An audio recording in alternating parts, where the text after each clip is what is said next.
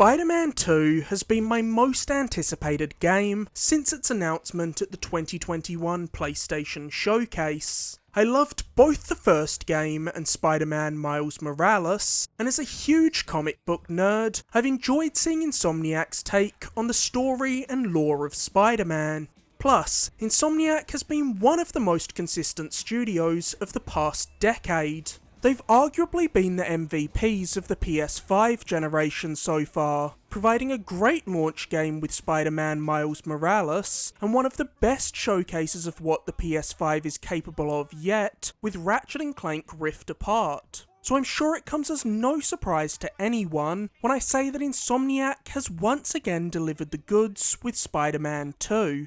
Spider-Man 2 builds upon the already exceptional traversal and combat mechanics of its predecessors, and delivers another memorable, heartfelt Spider-Man story that masterfully blends two of Spider-Man's most iconic comic book storylines, adapting them perfectly to work within the world Insomniac has crafted over their two prior Spider-Man games. While an uncharacteristic amount of bugs put a damper on moments of Spider-Man 2 for me, it's still probably the game I've had the most fun with this year, providing practically everything I'm looking for in a AAA open world game.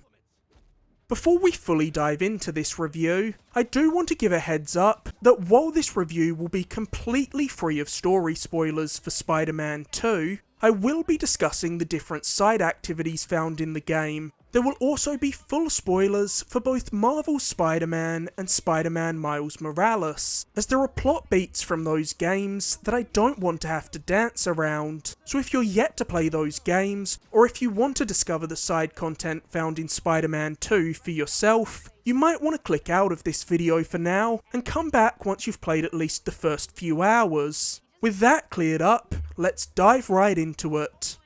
Spider-Man 2 kicks off roughly 2 years after the first Spider-Man game, and about 10 months after Spider-Man Miles Morales, as we're reintroduced to a slightly older Miles who's nearing his high school graduation, and the same old Pete who's still struggling to strike a balance between his time as Spider-Man and his time as Peter Parker, as he starts a new job teaching at Miles's high school. Within the opening minutes of Spider-Man 2, I was reminded of just how perfectly cast Yuri Lowenthal and Naji Jeter are as Pete and Miles respectively. These two have such great chemistry, bouncing off each other effortlessly, and if you didn't get around to replaying the first two games in the lead up to Spider-Man 2, understandably in a year as stacked with new games as 2023, fret not, Spider-Man 2 opens with a helpful recap of both Marvel's Spider-Man and Spider-Man Miles Morales, narrated by Peter Miles. Both the first Spider-Man and Spider-Man Miles Morales offered memorable lineups of supporting characters, and Spider-Man 2 merges these supporting casts wonderfully, giving each of the side characters enough time to shine without feeling like they're taking the focus away from Peter Miles. Following the events of Spider-Man Miles Morales, Miles' mother Rio now knows that her son is Spider-Man, and she's surprisingly supportive of it. She just doesn't want to hear too many details of the dangers her son is putting himself in. Genki continues to provide support for Miles as both his best friend and his man in the chair, and Hailey remains as likeable here as she was in Spider-Man Miles Morales. I've always liked Insomniac's version of MJ, and she feels even more integral to the plot of Spider-Man 2 than she did in Marvel's Spider-Man, as she and Pete are now fully back together, and she's continuing to expose the criminal underbelly of New York with her writing. Though I still feel like it's a little weird that they chose to make MJ a journalist, and in turn turned her into a character that more closely resembles Lois Lane than a traditional Mary Jane for some reason. The post-credits scene for the first Spider-Man game gave us a glimpse at a sickly Harry Osborn floating in a tank with what appeared to be a symbiote, so we knew a couple of major things to expect out of the story of Spider-Man 2. Pretty early on, Peter is reunited with his friend Harry, who is now in much better shape after seemingly being miraculously cured of his debilitating illness. With a new lease on life, Harry has only one thing in mind: developing a new foundation that can make the world a better place, and he wants his old friend Peter by his side, running it with him. Peter and Harry's friendship is one of the cornerstones of Spider-Man 2. Insomniac takes the time to build up their relationship in the early hours of Spider-Man 2, which helps make their bond feel genuine, which is an impressive feat for a character whose only presence in the first game was a handful of audio logs. While Pete's slowly getting into a better place in life, partially through reconnecting with his old friend, Miles is battling some demons of his own. While he's got the support of Genki and Hailey, he's feeling a bit put out, as his mother has started dating again a couple of years after his father's death, and Peter's so busy with Harry that he's not giving Miles the time of day. Miles is also still struggling with the feelings of hatred he holds for Martin Lee for causing his father's death during his time as Mr. Negative. I love that Spider-Man 2 takes its time to breathe and gives us plenty of smaller moments with its cast to develop these characters and flesh out their bonds, which makes the stakes feel higher when everything does kick off in the second half of Spider-Man 2.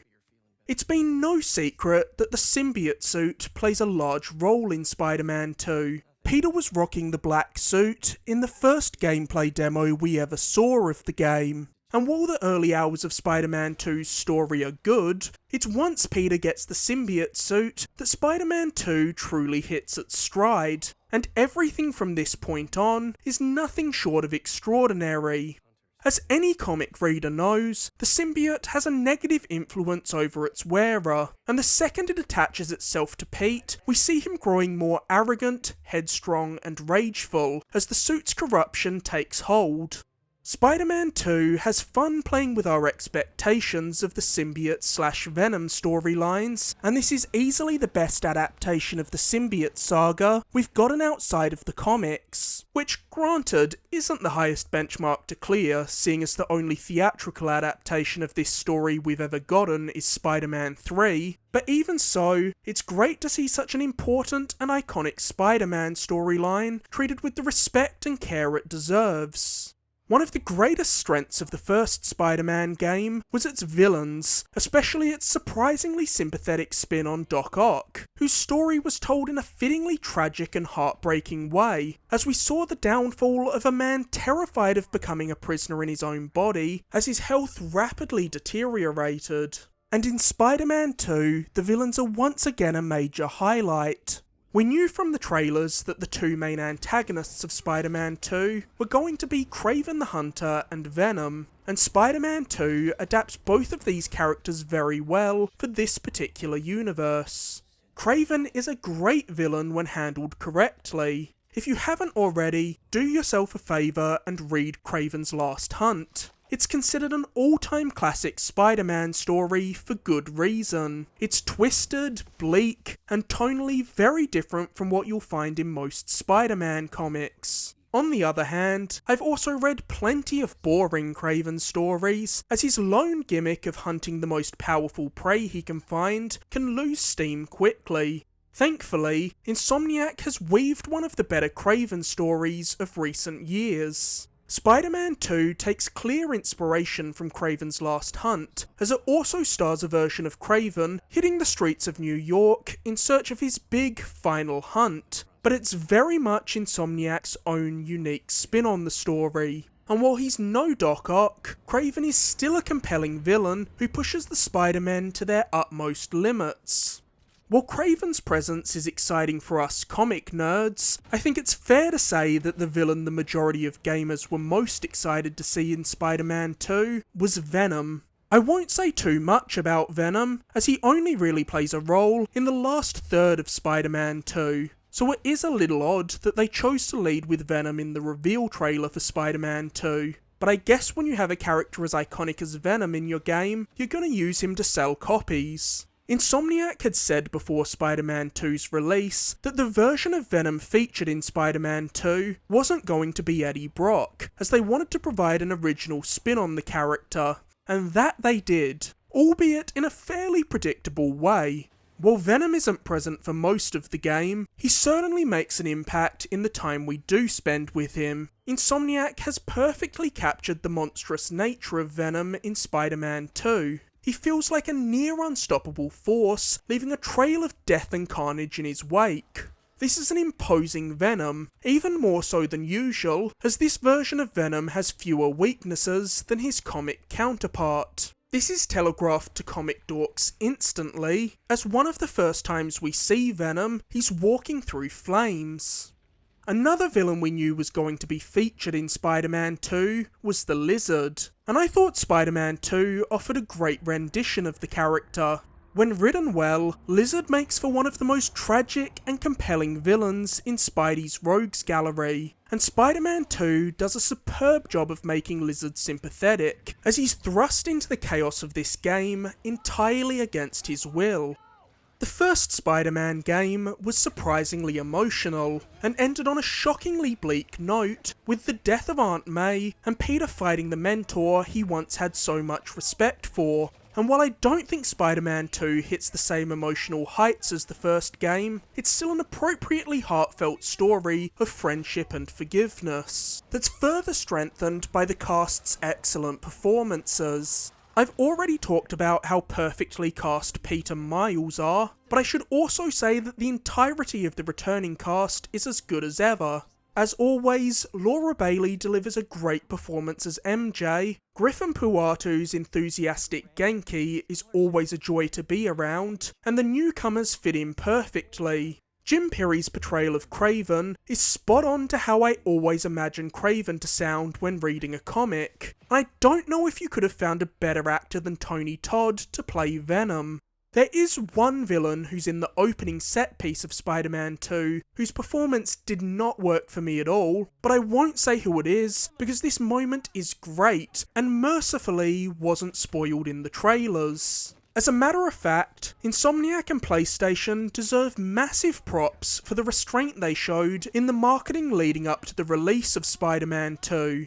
Back in 2018, I thought they showed way too much of the first Spider-Man before launch. I think showcasing the Prison Break set piece in particular was a huge mistake, as it's arguably the most exciting sequence in the entire game, and I would have much rather seen it for the first time while playing the game for myself. Thankfully, the same mistakes weren't made with Spider-Man 2, and there were plenty of fun surprises scattered throughout.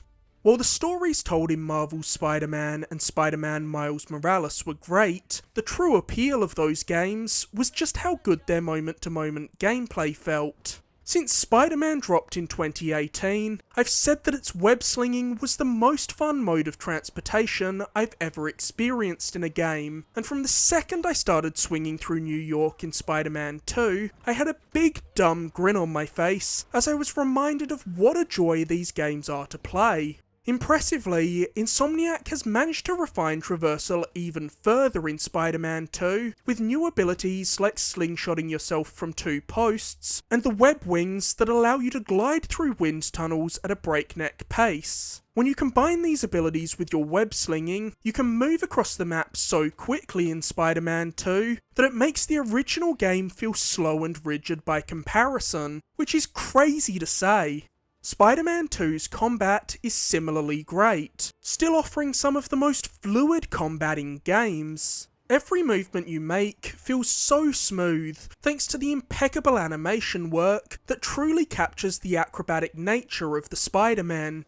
While Peter and Miles have both been the stars of their own games, Spider-Man 2 is the first time we've been able to switch between the two of them. The only concerns I had with this were the possibility that the two of them could feel too similar, or that Peter might not be as interesting to play due to the additional abilities Miles has in his repertoire. But while there's obviously a lot of overlap in their abilities, Insomniac has managed to give each of the Spider-Men enough unique abilities to differentiate them, and make them both feel equally rewarding to play as. The biggest differentiator for Pete in this game is that he has the symbiote suit for a large portion of Spider-Man 2, which gives him an entire suite of new abilities, and it feels exactly how you'd want it to. When he's wearing the symbiote, Pete feels incredibly powerful, but his fighting style is also much more brutal and aggressive. He's pummeling enemies with his symbiote punch, picking up entire groups and violently slamming them into the ground with tendrils, and performing vicious finishing moves, so the suit's corrupting effect is reflected even further in gameplay.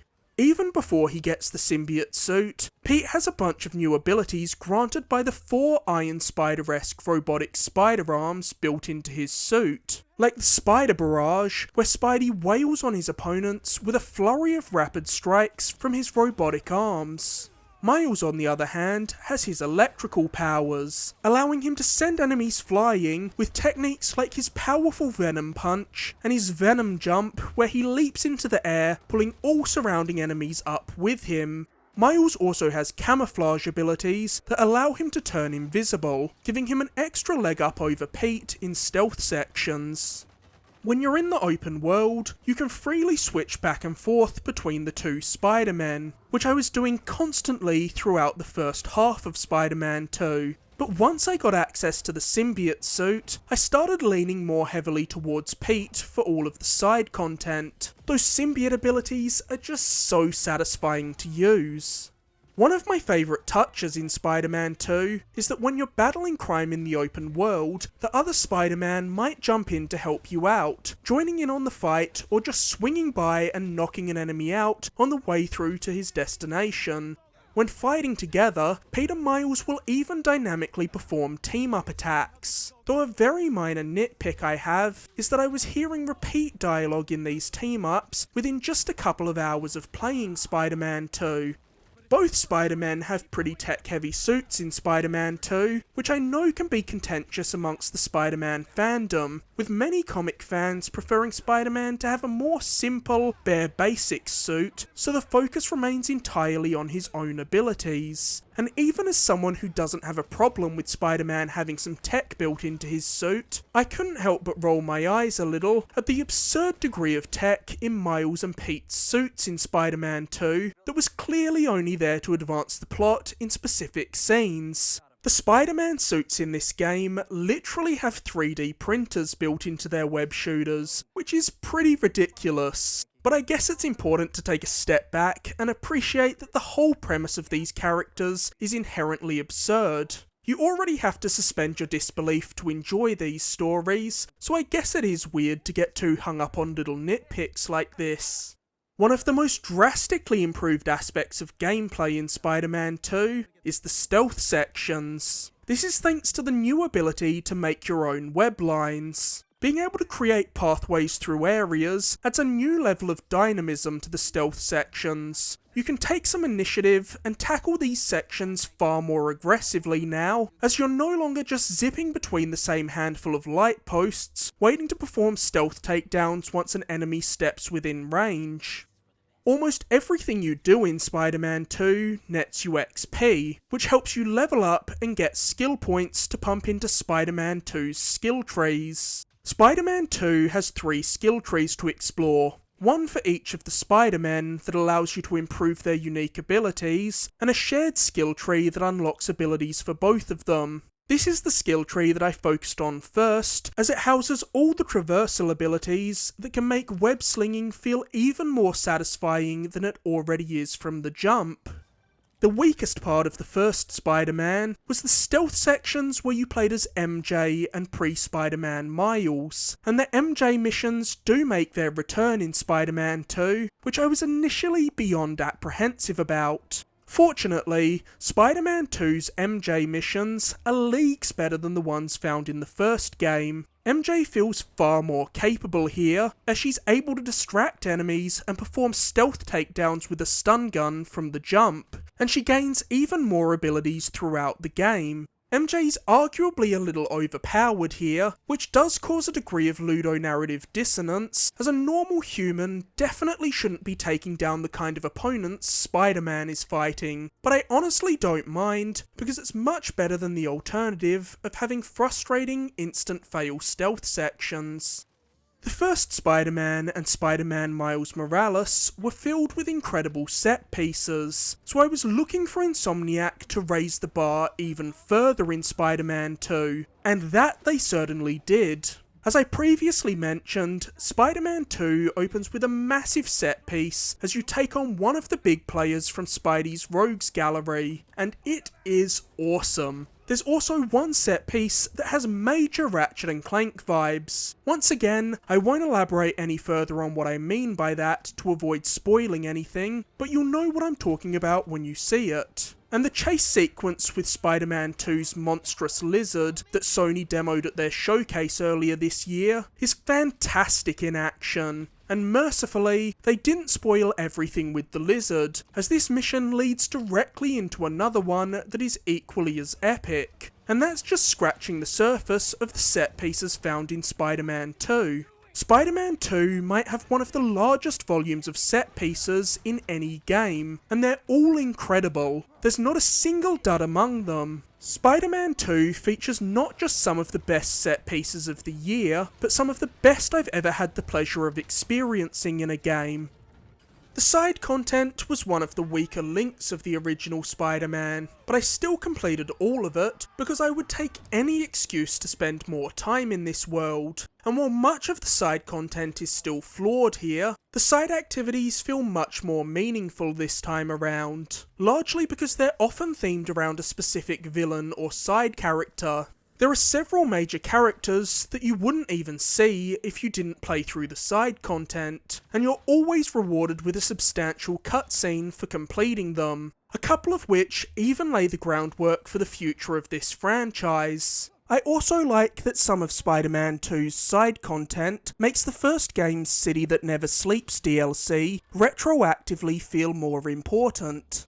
Many of Spider-Man 2's side activities are common fare for a modern open world game. There are camps of Kraven's hunters to clear out, and Mysterio challenge rooms, which are fun little tests of your combat skills. But the best side activities are the more character-focused ones. For instance, one type of side activity sees the Spider-Man fighting Sand clones to collect crystals that contain parts of Sandman's fractured consciousness, and getting a glimpse into Sandman's motivations in the process. And the Flame missions, which see Yuri and Spider-Man hunting down a dangerous cult leader. While most side activities can be completed with either Spider-Man, some can only be completed by one of them. For example, Pete can take photos of the people and sights of New York City and send them to Robbie Robertson, although this is another one of those things where you really have to suspend your disbelief, as the people in these photos will acknowledge Spider-Man taking their picture, but seemingly never notice when these photographs appear in a newspaper credited to Peter Parker. But hey, with all comic book media, you have to forgive the inherent silliness of people not figuring out obvious secret identities. While Miles can clear out old stashes of Prowler technology to get it off the street, and prevent it falling into the wrong hands for his uncle Aaron, who's trying to start over fresh and leave his old life as the Prowler behind him. I especially loved the ending for this quest chain. It's exactly what I'm talking about when I say that the side content feels more meaningful this time around. The weakest side activity in Spider-Man 2 is without a doubt the Emily May Foundation experiments. Most of these are just more of those silly little science puzzles from the first game, having you solve symbol matching puzzles, flying bee drones and shooting wasps, and riding a bike that charges batteries. Miles Morales ditched these kinds of activities and was better off for doing so. While they're not terrible, these activities do just feel like padding to stretch out the runtime, and they don't add anything meaningful to the game, so I don't think we needed them back here. But at least they're mostly confined to side activities now, with only a few cropping up in the main story. The Friendly Neighborhood Spider-Man app from Spider-Man Miles Morales is also back in Spider-Man 2, allowing citizens to request help from the Spider-Men. Like the side activities that populate the open world, some of these requests can be completed by either Spider-Man, while others can only be played as Pete or Miles. Many of these side quests are fantastic. There's a particularly heartwarming side mission focused around Hayley, and another featuring a character from the first game that is utterly devastating. These side missions highlight what's so great about Spider-Man. While one minute he might be stopping a city-destroying threat, the next he'll be helping a woman find her dementia-riddled grandfather who's wandered off. Spider-Man endeavours to help with every problem, whether it's a problem for the entire world or something that means the world to just one person. So even if you're not planning on 100%ing Spider-Man 2, I would implore you to play through these quests. Of course, New York is also filled with randomly occurring crimes to stop, so you're still able to spend as much time as you want putting out fires and stopping stolen cars. Fortunately, these crimes aren't tied to completion this time around, so it's not necessary to do all of them as they pop up, but I still did nearly all of them, because we all know that's what Peter and Miles would do. You should also always keep your eyes peeled while exploring New York, because like the first game, Spider-Man 2 is packed to the brim with Marvel Easter eggs, be it a Captain America frisbee, name drops of the Rand Corporation, or hideouts that seemingly belong to the Hand. Through completing side activities, you'll gain all kinds of tokens that can be used to upgrade the Spider-Man's gadgets, and more excitingly, unlock a plethora of different suits. Spider-Man 2's lineup of suits is a treasure trove for fans of Spider-Man in all mediums, with tons of iconic costumes from both the comics and movies. Between Peter and Miles, there are a total of 78 suits all up, with many of them offering additional colour variations for even more variety. Just like the first two games, all the suits in Spider-Man 2 are lovingly crafted, with rich detail and impressive textures. Because of this, I was swapping suits constantly. While there are plenty of great suits for both Spider-Men, I've got to say, I think Pete has a much better selection of suits than Miles. A large reason for that is of course that Peter has been around for almost 50 years longer than Miles, so there are just more suits to draw from, and the fact that Peter is given other Spider-Man suits, like Miguel's 2099 suit, Doc Ock's Superior Spider-Man suit, and Ben Reilly's Scarlet Spider suit, but also because several of the suits Miles is given in these games are ugly and over-designed. I mean, who the hell is rocking the Strike suit? Without spoiling anything, there's also a suit for Miles that's tied into the main story that is absolutely hideous. Thankfully, Miles' default suit is awesome looking, as are the Spider-Verse inspired suits. One of the most impressive features of Spider-Man 2 is its mind-blowingly quick fast travel, which doesn't just let you travel to specific points on the map, but literally anywhere on the map within a split second. I don't think I've ever seen fast travel work quite so seamlessly before, though I still barely used it because I'm not looking to deprive myself of the fun of swinging and gliding across the map to get to my destination. Between Spider-Man 2's fast travel and Ratchet & Clank Rift Apart's set pieces that had you teleporting between different locations in an instant, Insomniac has shown a mastery over the PS5's SSD that no other studio has yet managed. Spider-Man 2 is a spectacular looking game, with crisp visuals and silky smooth animation. I'm glad that Insomniac chose to give these games a more stylised look, rather than going for complete photorealism, as it suits the over-the-top nature of the subject matter perfectly. Like the first game, Spider-Man 2's soundtrack is excellent. Spider-Man 2's main theme somehow tops the amazing theme from the first game, and Kraven's theme is one of the most memorable pieces of music in a game this year. It sounds so ominous and menacing, it never fails to ramp up the tension whenever it kicks in. And just like its predecessors, Spider-Man 2 also offers one of the best implementations of in-game music ever, through the music dynamically swelling as you build up momentum while swinging. This is the perfect example of the cinematic feeling clever uses of dynamic music can lend to a game.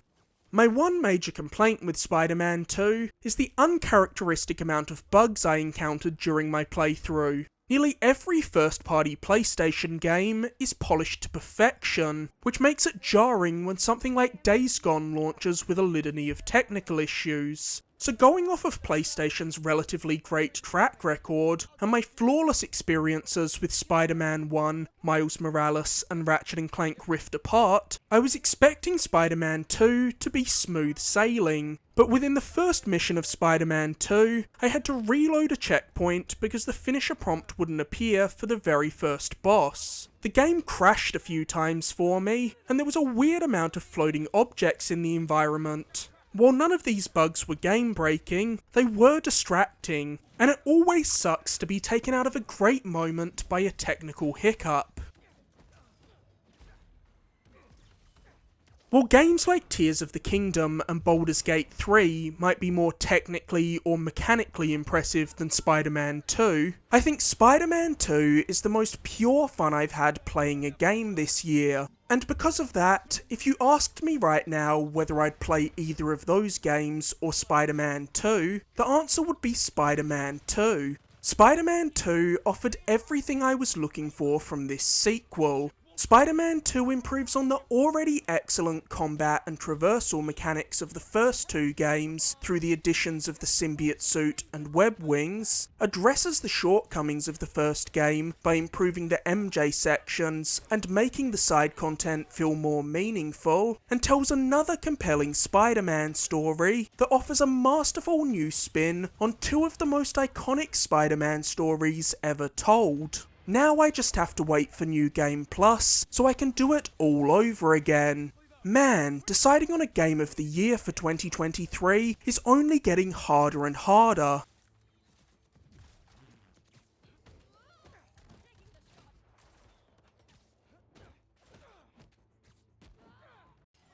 Before I sign off, I wanted to say a quick thank you to everyone who's subscribed to my channel. I noticed after I posted my last video that my channel crossed over 100 subscribers. I know it's nothing crazy, but I'm grateful to have hit that little milestone, and I just wanted to say that I truly appreciate you guys taking the time to check out my videos.